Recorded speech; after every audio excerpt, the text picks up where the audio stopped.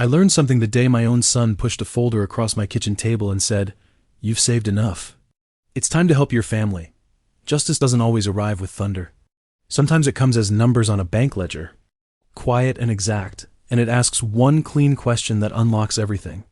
My name is Daniel Grant, 63, widower, careful with money because it once ran out on me when I was young. After my wife passed, I kept my world small. Morning walks, coffee in a chipped mug, a paid-off house that stayed warm in winter and honest in summer. My son Mark bought a house for his wife, Tessa white cabinets, new grass rolled out like a promise, and then brought me mortgage papers as if they were a family photo I should help frame.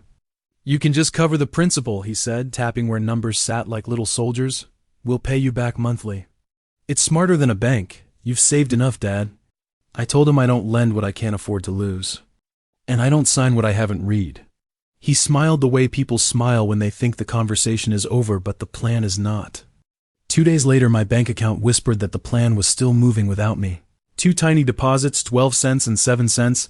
Then a new payee appeared in bill pay called Ken T. Udall LLC, Utilities. I do not use a company by that name. On Monday, $3,246.18 left my account for that same utility. At the branch, the manager, Mr. Keller, printed the transaction details, merchant routing numbers, mass description lines, a device fingerprint, and the phone number that received. The two-factor code used to set up the payee. The payments did not go to Utilities. They routed to Commonwealth Mortgage Trust. Someone had given the mortgage a harmless nickname and tried to make my savings the foundation of a house I didn't live in. The device that added the payee matched one previously used by my son, and the two-factor code had gone to a phone ending in 0917 marks. I did not accuse him.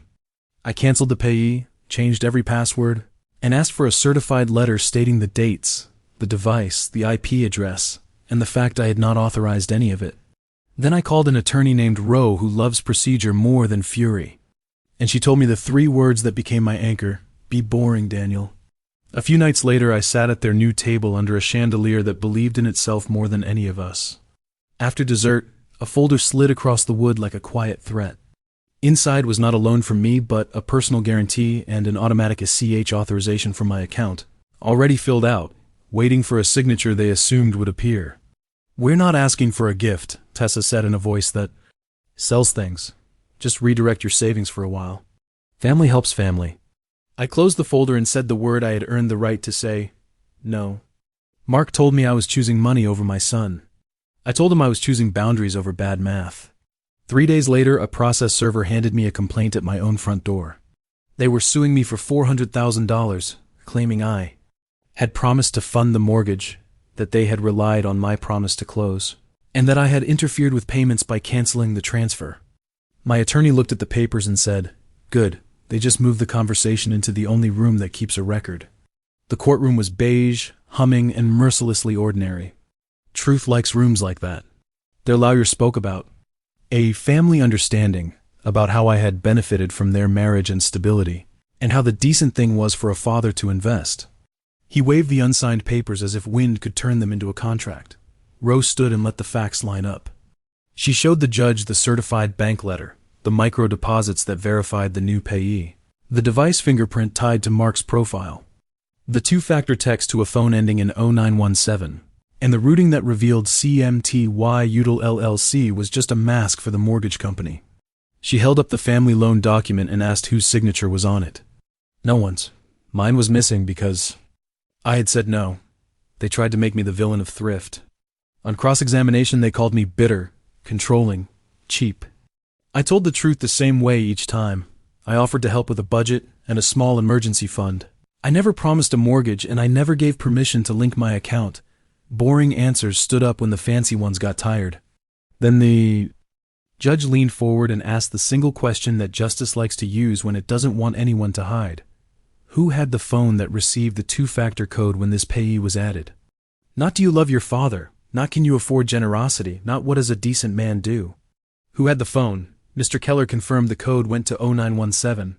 The judge turned to my son and asked whether his number ended in those digits. Yes, he said. Very small. The ruling came like a door closing with a soft click. The complaint was dismissed with prejudice. There was no enforceable agreement, no consideration, and credible evidence of an attempted unauthorized link.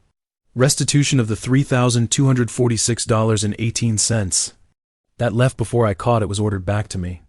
The judge referred the record for any further review that authorities might choose to make and said a sentence I have folded into my wallet. Family is not a lever. Outside, on the courthouse steps, Mark told me I had embarrassed him. No, I said.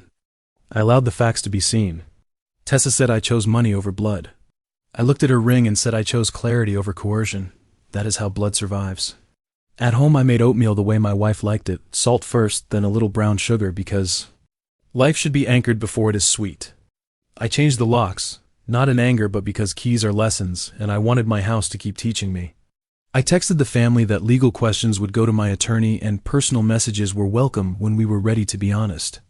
Then I put the bank letter in a red folder labeled Keep, next to the deed and my wife's recipe cards. Weeks passed. Roe asked if I wanted to press charges or sue for my time and suffering. I asked what justice looks like when it's quiet.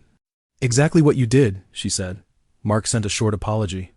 I told him I forgave him, that I would not fund his mortgage, and that I would help him learn to carry his own. He is learning paying. Down a credit card, mowing his own lawn, coming by on Sundays to fix a loose hinge without asking for anything first. Tessa has been silent, and silence is also an answer.